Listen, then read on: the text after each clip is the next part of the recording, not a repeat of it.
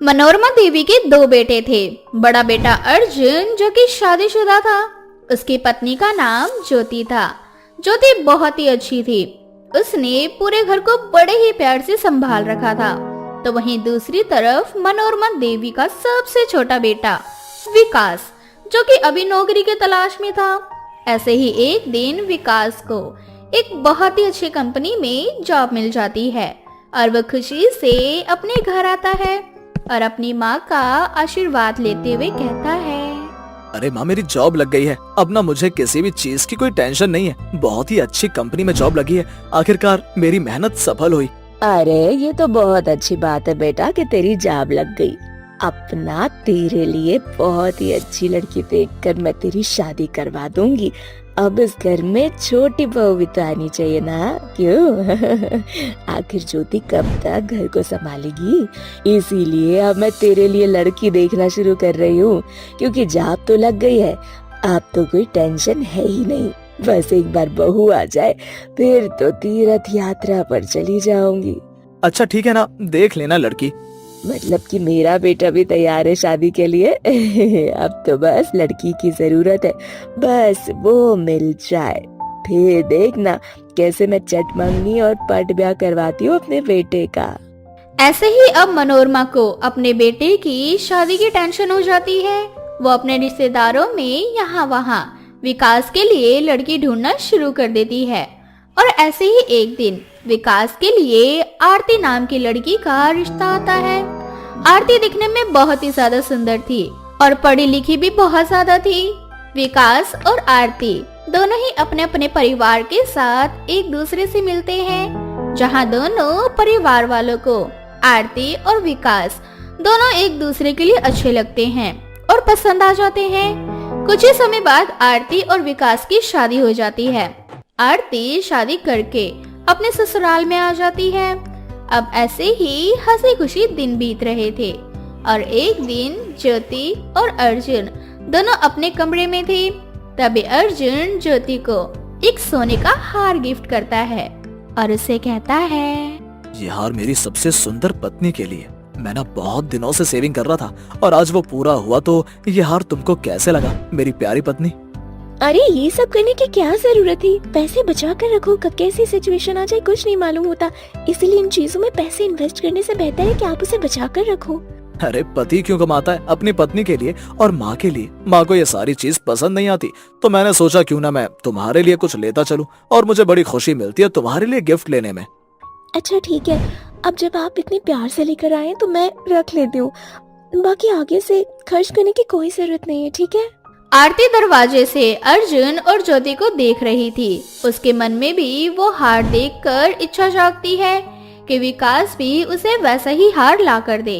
इसलिए आरती विकास के पास जाती है और विकास से कहती है, अच्छा शादी को 2 महीने हो गए हैं, लेकिन आपने ना मुझे अभी तक कोई गिफ्ट नहीं दिया, ऐसा क्यों? अरे यार तुम्हें सच बताऊं तो आज तक कभी मेरा लड़कियों से कोई कांटेक्ट रहा ही नहीं और मुझे नहीं पता कि लड़कियों को क्या देना चाहिए क्या नहीं देना चाहिए। इसलिए तुम्हें जो कुछ लेना हो माँ से कह देना, माँ तुम्हें दिला देगी। नहीं, आप ना मुझे ना कोई महंगा सा गिफ्ट दो, वो भी गोल्ड का। तुम पागल हो क्या? अभी मेरी नई नई जॉब लगी है और मुझे भी कुछ पैसे बचाकर चलना है। फ्यूचर में जाकर मुझे खुद का बिजनेस करना है। आखिर कब तक जॉब करता रहूंगा? तो फालतू में पैसे वेस्ट करने से बेहतर है कि बचाकर चलो। आरती को विकास की बात बहुत बुरी लगती है। ऐसे ही कुछ दिन बीत जाते हैं और अर्जुन आए दिन ज्योति के लिए कुछ न कुछ लेकर आता। और अब जब आरती को पता लगता है तो उसे मन ही मन बहुत बुरा लगता है। लेकिन फिर भी आरती बार बार विकास को किसी न किसी चीज के लिए कहना शुरू कर देती है। इस बात को लेकर दोनों पति पत्नी में आए दिन अनबन शुरू हो जाती है। ऐसे ही एक दिन अर्जुन अपने कमरे में अकेला था और उसके पास आरती आती है और अर्जुन से कहती है, जेठ जी, अगर आप बुरा न मानो तो आपसे एक बात कहूँ। हाँ बोलो ना, क्या बात है? मुझे ऐसा लगता है ना कि आपके लिए ना बहुत ही सुंदर जीवन साथी होना चाहिए था। मतलब दीदी मुझे ना इतनी सुंदर नहीं लगती आपके हिसाब से। आप बहुत ज्यादा स्मार्ट हैं और अच्छा कमाते हैं। अरे ऐसा कुछ भी नहीं है ज्योति, मेरे लिए ना दुनिया की सबसे सुंदर लड़की है और मुझे उसके आगे ना कैटरीना कैफ भी नजर नहीं आती। लेकिन एक बार आप मेरी तरफ तो देखो, यहाँ आपको सब कुछ मिलेगा। मेरी तो जिंदगी खराब हो गई आपके भाई से शादी करके, और मेरी शादी ना आपसे होनी चाहिए थी। जो कमी मुझे वहाँ लग रही है वो कमी मैं आपसे पूरी करना चाहती हूँ। तुम तो बड़ी बेशर्म हो, इस घर की बहू हो और तुम्हें नहीं पता कि जेठ से पर्दा किया जाता है। लेकिन तुम तो अपनी बेशर्मी दिखा रही हो यहाँ पर। निकल जाओ मेरे कमरे से और मुझे ऐसा वैसा मत समझ लेना। तुम मेरे घर की इज्जत हो, इसलिए ये बात मैं अपने तक रख रहा हूँ। आगे से ना मुझसे ऐसी बदतमीजी और बातें करने से पहले 50 बार सोच लेना। अच्छा, तो मुझे धमकी दे रहे हो? ये मत भूलो कि मैं एक औरत हूँ, और एक औरत जब चीख चीख कर पूरे समाज को ये बताएगी कि उसके ही जेठ ने उसी के छोटे भाई के पत्नी के साथ ये सब किया, उसकी इज्जत लूटनी चाहिए, तो फिर इसका क्या अंजाम होगा आपको भी मालूम है शायद। अर्जुन आरती के मुंह से ये बात सुनकर बिल्कुल डर जाता है। अब ऐसे ही समय बीतता जाता है। अब आरती आए दिन अर्जुन को यूं ही डरा धमकाकर उसके साथ नाजायज संबंध बनाना शुरू कर देती है। अब अर्जुन ज्योति से दूरी बना लेता है क्योंकि अर्जुन धीरे धीरे डिप्रेशन में जा रहा था। वह अकेले रहना शुरू कर देता है। उसकी तबीयत खराब होना शुरू हो जाती है। ये देखकर ज्योति को अर्जुन की टेंशन होने लगती है। ज्योति बार बार अर्जुन से पूछने की कोशिश करती है कि आखिर क्या बात है, लेकिन आरती की धमकी से अर्जुन ये बात किसी को नहीं बता पा रहा था। ऐसे ही एक दिन अर्जुन बहुत परेशान था और वो रोते हुए ज्योति को सारी बात बता देता है, जिसके बाद ज्योति अर्जुन से कहती है, आप बिल्कुल भी टेंशन मत लो, मैं आपके साथ हूँ। ऐसे लोगों को तो सलाखों के पीछे होना चाहिए। ऐसे ही एक दिन आरती फिर से मौका देखकर अर्जुन के पास आती है और उसी बीच अर्जुन मौका देखकर ज्योति को मैसेज डाल देता है कि आरती उसके कमरे में आ गई है। ज्योति भी मौका देखकर अर्जुन और आरती दोनों की सारी वीडियो बना लेती है, जिसमें अर्जुन आरती से कहता है, भगवान के लिए ऐसी हरकतें करना बंद कर दो।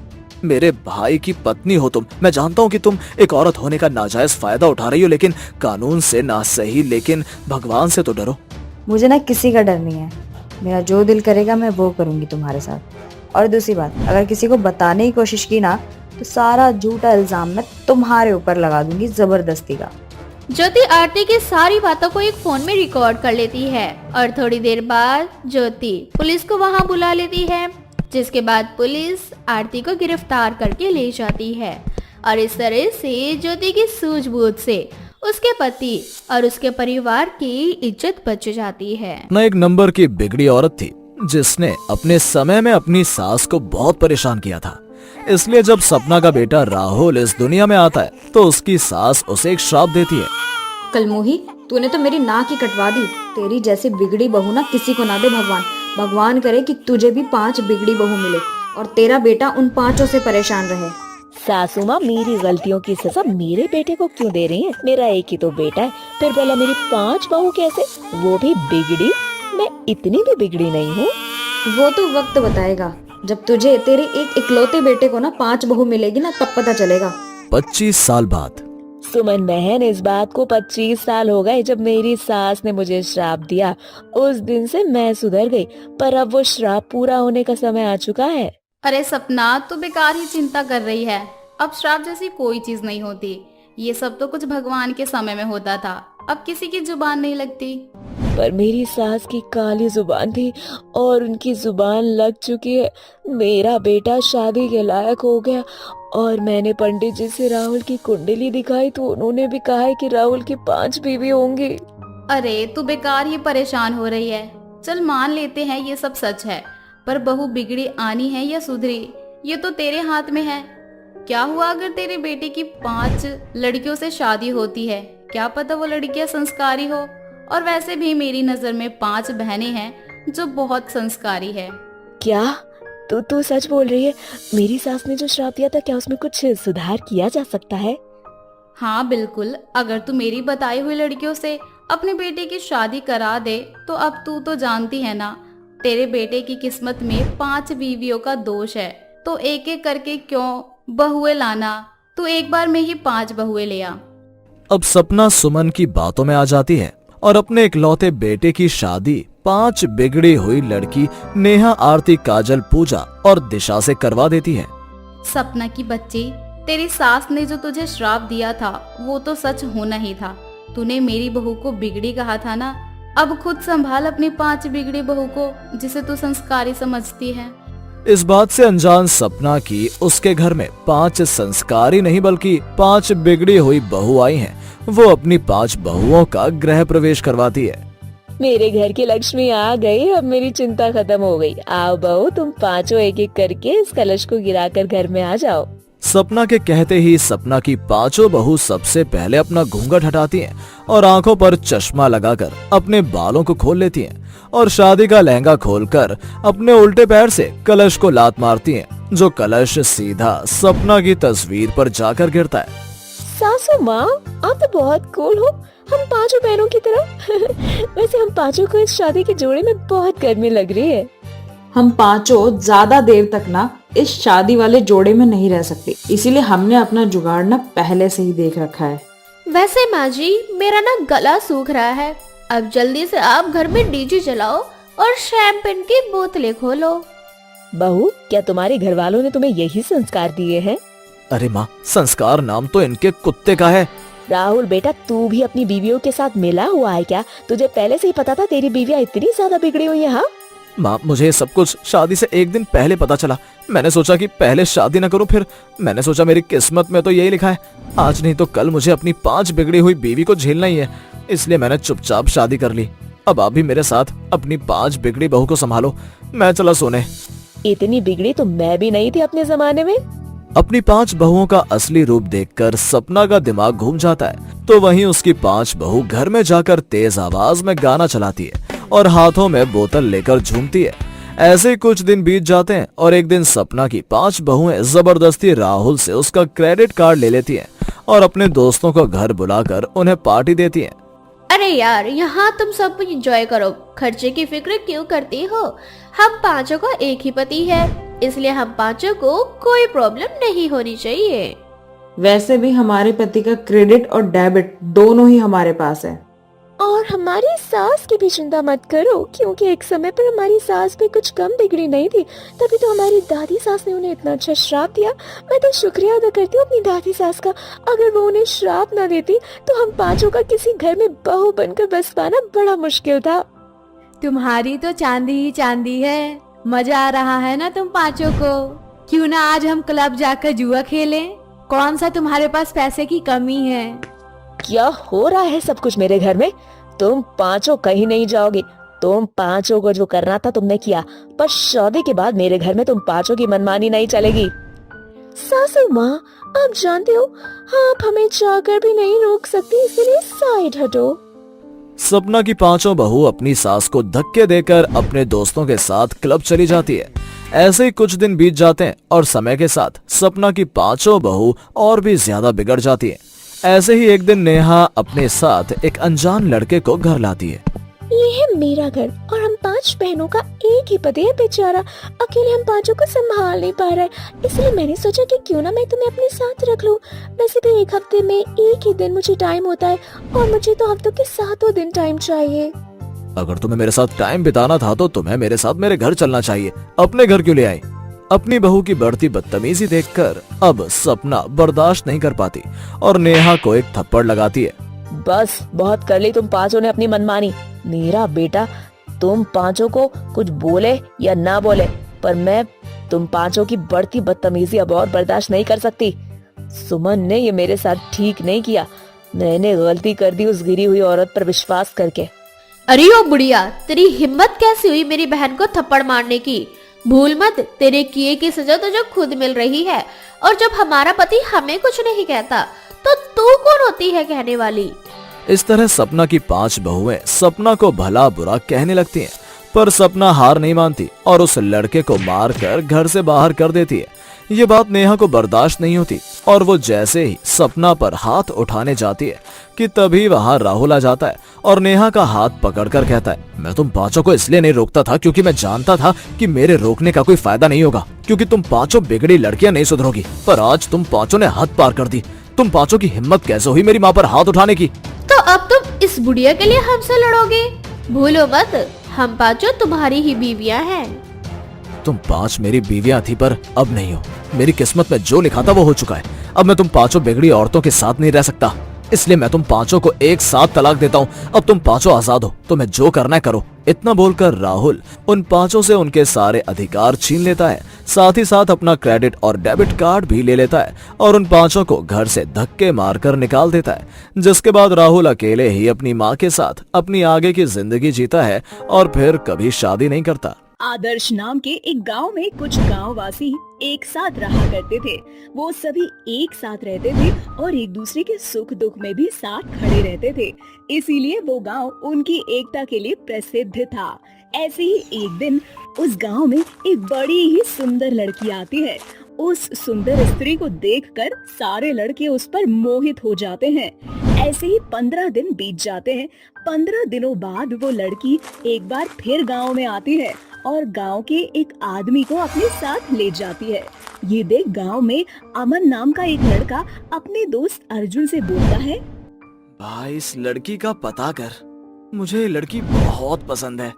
मैं तो मन ही मन उसे चाहने लगा हूँ। बस सोच रहा हूँ कि जब इस बार वो सुंदर लड़की 15 दिन के बाद गांव में आए तो मैं उसे अपने दिल की बात बता दूं। पर दोस्त, तू तो इस लड़की को ना जानता है, ना ही कभी तूने इससे बात की है और तुझे इससे प्यार हो गया और शादी भी करनी है। अरे भाई, एक बार इस लड़की के बारे में कुछ बता तो कर ले कम से कम। भाई जान पहचान का क्या है, वो तो जब हमारी बात शुरू होगी तो पहचान भी हो ही जाएगी। फिलहाल तो मैंने सोच लिया है कि जब इस बार वो 15 दिन के बाद गांव आएगी तो मैं उसे अपने दिल की बात बता दूंगा। इतना बोलकर अमन अपने घर में चला जाता है और उस लड़की के बारे में सोचने लगता है। तो वही गांव की कुछ औरतें आपस में बात करती हैं। अरे बहन, तुम जानती हो अपने गांव में ये जो सुंदर सी लड़की आती है, आखिर ये है कौन? क्या पता बहन कौन है, कहाँ से आती है, कहाँ को जाती है, आज तक किसी को कुछ पता ही नहीं चल सका। बस इतना ही पता चल पाया है कि ये लड़की हर 15 दिन में आती है और एक लड़के को अपने साथ ले जाती है। कोई बात नहीं बहन, इस बार आने दो उस लड़की को। जब इस बार वो गांव में आएगी ना तो हम खुद ही उससे पूछ लेंगे कि आखिर वो लड़की है कौन और क्यों हर 15 दिन पर हमारे गांव में आती है और एक लड़के को साथ लेकर जाती है। इतना बोलकर वो दोनों अपने अपने घर चली जाती हैं। ऐसे ही एक गांव में छोटी सी बीमारी फैल जाती है जो एक इंसान से दूसरे इंसान को होने लगती है। इसी तरह से 15 दिन बीत जाते हैं। वो सुंदर लड़की फिर से गांव में आती है, परंतु इस बार गांव में बीमारी देखकर वो लड़की गांव में ही रुक जाती है और गांव वालों की सेवा करने लगती है। तभी एक औरत उसके पास आती है और उससे बोलती है, बेटा तुम कौन हो, कहाँ से आती हो? अपने साथ तुम हर बार एक लड़के को क्यों लेकर जाती हो और इस बार तुम हमारे गांव में आकर हम गांव वालों की सेवा भी कर रही हो? काकी, मेरा नाम सुंदरी है, मैं पास वाले गांव से ही आती हूँ। मेरे पापा एक वैद्य हैं, वो मुझे हर 15 दिन पर इस गांव में भेजते हैं। वो चाहते हैं कि मैं पता करूं कि आखिर किस किस व्यक्ति को कौन सी बीमारी है और जो भी व्यक्ति बीमार होता है ना माँ जी, मैं उसे अपने साथ अपने पापा के पास इलाज के लिए ले जाती हूँ। परंतु इस बार जब मैं आई तो मैंने देखा कि गांव में छोटी सी बीमारी फैली हुई है और इस वजह से सभी गांव वाले बीमार हैं। इसीलिए मैंने सोचा कि क्यों ना इस बार कुछ दिन यहीं रहकर गांव वालों की ही सेवा करूं। अरे बेटा, तुम तो बहुत ही नेक लड़की निकली। भगवान करे तुम्हें बहुत अच्छा घर परिवार मिले। अच्छा काकी, अब मैं चलती हूँ क्योंकि अब मुझे गांव के लोगों की तबीयत पहले से काफी बेहतर लग रही है। इतना बोलकर वो लड़की वहाँ से जाने लगती है कि तभी उस लड़की पर अमन की नजर पड़ती है और अमन उसके पीछे पीछे जाने लगता है। वो लड़की जैसे ही जंगल में पहुँचती है, अमन उसे पीछे से आवाज देकर रोकता है और बोलता है, देखो मुझे नहीं पता तुम कौन हो, कहाँ से आती हो, कहाँ जाती हो, पर मैं तुमसे बहुत प्यार करता हूँ। मैं कब से तुम्हें अपने दिल की बात बताना चाहता था पर मुझे कभी मौका ही नहीं मिला और अब जब मुझे मौका मिला है तो मैंने अपने प्यार का इजहार तुमसे कर दिया। मैं भी तुमसे बहुत प्यार करती हूँ। जब भी इस गांव में आती हूँ तुम्हें देखती हूँ कि तुम मुझे ही देख रहे होते हो, परंतु अभी मेरा यहाँ से जाना बहुत जरूरी है और प्लीज अब मेरे पीछे मत आना। पर क्यों सुंदरी, जब तुम मुझसे प्यार करती हो तो तुम मुझसे दूर क्यों जाना चाहती हो? मैंने कहा ना तुमसे, तुम मेरा पीछा मत करो। अगर तुम जिंदा रहना चाहते हो तो तुम मुझसे दूर रहो। अमन को कुछ समझ नहीं आता कि सुंदरी उससे प्यार करती है तो उससे दूर क्यों रहना चाहती है।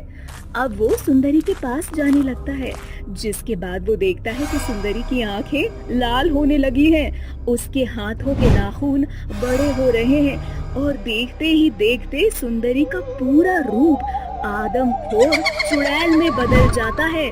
सुंदरी का असली रूप देखकर अमन बहुत डर जाता है। वो वहाँ से भागने लगता है। तभी आदमखोर चुड़ैल उसे पकड़ लेती है और अपने साथ जंगल में ले जाती है। मैंने समझाया था ना तुझे कि मेरे पास मत आना, मुझसे दूर चले जा। अगर तू मुझसे दूर चला जाता तो तुझे मेरी सच्चाई का पता नहीं चलता, और अगर तू मेरी सच्चाई नहीं जानता तो आज तू जिंदा बच जाता। पर सुंदरी, अभी कुछ देर पहले तुमने मुझसे कहा था कि तुम भी मुझसे प्यार करती हो, और जब तुम मुझसे प्यार करती हो तो तुम मेरी जान कैसे ले सकती हो भला?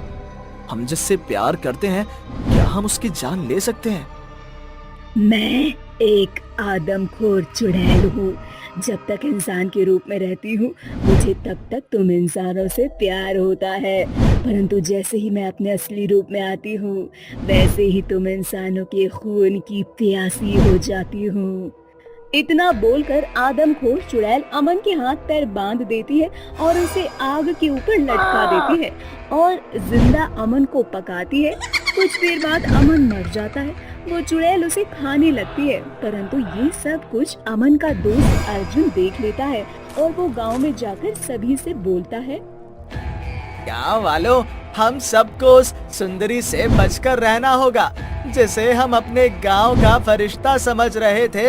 असल में वो सुंदरी सुंदरी नहीं बल्कि एक आदमखोर चुड़ैल है जो हर 15 दिन में आती है और गांव के एक बंदे को अपने साथ ले जाकर उसे मारकर खा जाती है।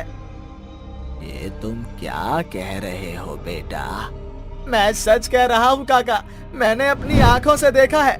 उसने मेरे दोस्त को जिंदा जला दिया और उसके मांस को वो स्वाद ले लेकर खा रही है। यदि आप लोगों को मुझ पर यकीन नहीं है तो आप सब मेरे साथ जंगल में चलकर अपनी आंखों से उस सुंदरी का असली रूप देख लो। नहीं नहीं, हम सभी गांव वाले ऐसे खाली हाथ जंगल में नहीं जा सकते। अगर अर्जुन की बात सच निकली तो वो आदमखोर चुड़ैल हम सभी को मार डालेगी। तुम सही बोल रहे हो। हमारा गांव एकता के लिए प्रसिद्ध है, इसलिए आज भी हम गांव वाले एक साथ जाएंगे और अपने हाथों में मशाल लेकर जाएंगे। यदि उस आदमखोर ने हम पर हमला किया तो हम सब मिलकर आदमखोर चुड़ैल का सामना करेंगे। इतना बोलकर गांव वाले अपने हाथ में मशाल, माता रानी की चुनरी और लाल सिंदूर लेकर अर्जुन के साथ जंगल में जाते हैं, जहां वो सब सुंदरी का असली रूप देख लेते हैं। परंतु जब आदमखोर गांव वालों को एक साथ देखती है तो गांव वालों पर वार करने लगती है, परंतु सभी गांव वाले एक साथ मिलकर आदमखोर चुड़ैल का सामना करते हैं और उसके ऊपर पहले माता रानी की चुनरी और सिंदूर डालते हैं। उसके बाद मशाल लेकर उसे जिंदा जला देते हैं। तुम गांव वालों ने ठीक नहीं किया। मैं एक श्रापित आदमखोर चुड़ैल हूँ। मैं कुछ सालों बाद वापस आऊंगी। जब मैं आऊंगी तो तुम गांव वालों की एकता नष्ट कर दूंगी। इतना बोलकर चुड़ैल हमेशा के लिए मर जाती है और सभी गांव वाले एक बार फिर से अपने गांव में हंसी खुशी रहने लगते हैं।